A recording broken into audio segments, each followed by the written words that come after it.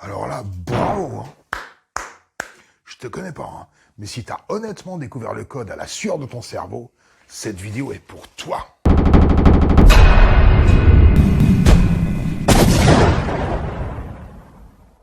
Par contre, si t'es arrivé ici parce que t'as triché, quelqu'un t'a donné la solution, ou même des indices qui t'ont mis sur la voie, ou on t'a donné l'adresse de la vidéo, sache que je ne m'adresse pas du tout à toi.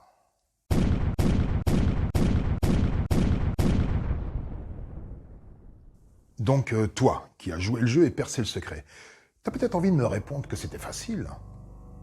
C'est vrai, c'était facile. Pour toi. Parce qu'il fallait y penser. Celui qui a inventé la roue, il a peut-être trouvé aussi ça évident.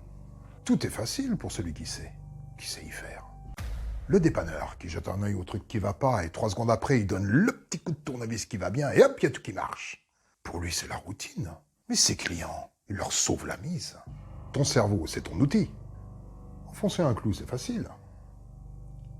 Sauf si t'as un marteau en carton. Je te connais pas, hein. Mais peut-être que tu t'estimes pas plus intelligent que les autres. Évidemment, si tu te compares aux plus éminents scientifiques, tu te trouveras toujours médiocre. Comme ces filles qui se comparent toujours aux photos retouchées des magazines.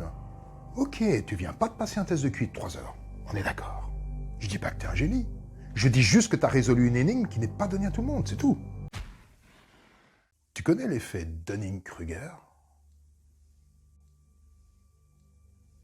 C'est un biais cognitif. Quand on commence à s'intéresser à un sujet, on a vite l'impression d'être un expert. Mais plus on l'étudie, plus on constate qu'on ne le maîtrise pas tant que ça. Tu te rappelles de la chanson de Jean Gabin?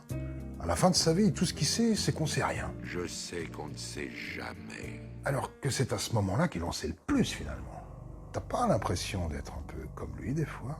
Tout le monde voit bien que t'es loin d'être con. C'est peut-être toi qui doutes le plus, en fait. Ceux qui ont la chance d'être nés avec une tronche de grosse cylindrée dépassent tout le monde sur l'autoroute de la pensée. Et ils se demandent même parfois pourquoi les autres roulent aussi lentement, quand c'est pas à contresens. C'est un autre biais cognitif, le principe de charité. Quand quelqu'un fait quelque chose ou dit quelque chose qu'on ne comprend pas, on a tendance à lui attribuer des intentions intelligentes, mais qui nous échappent. On se dit que c'est pas possible que ce soit aussi débile. Ah si, souvent c'est possible. Coluche, il conseillait d'arrêter de donner des excuses aux cons, parce que c'est comme mettre des fleurs dans un trou du cul et d'appeler ça un vase. Je suis sûr que tu connais le biais cognitif d'autocomplaisance. Mais si, tu sais, quand on réussit ou quand on gagne, c'est parce qu'on est malin, on est balèze. Mais quand on se plante, c'est jamais de notre faute. T'as un examen à passer. Si tu le réussis, c'est parce que t'es bon. Mais si tu le rates, c'est parce que l'examinateur est un connard, qui avait du vent, je sais pas quoi. Eh ben, les surdoués, ils peuvent être victimes du biais cognitif inverse. Le syndrome de l'imposteur. Je te connais pas, hein.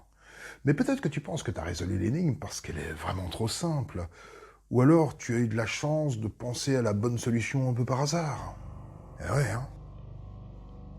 Espèce d'imposteur. Admettons. Mais si tu penses que n'importe qui peut résoudre ce truc-là, donne l'adresse à tes amis. L'adresse de l'énigme, hein. Pas celle de cette vidéo, hein, tu te gourres pas, hein.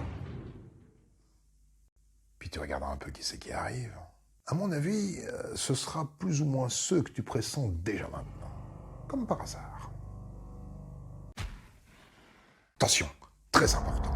Ne leur donne aucun indice. Vraiment aucun. Comme toi, t'as pas eu d'indice. T'as trouvé quand même. Et même si ça te démange, ne donne jamais la solution parce que c'est comme si tu spoliais un film. C'est pas cool. Laisse-leur la fierté de trouver seul. Je te déconseille même de dire que t'as réussi parce qu'on va pas forcément te féliciter. Tu risques même de te manger des réflexions de style ouais, mais toi t'as du temps à perdre avec ces conneries, hein. Moi je bosse. Ou même et alors, ça prouve quoi? Les gens intelligents, ils font autant de conneries que les autres, hein. C'est vrai. Mais en attendant, toi, tu as résolu l'énigme.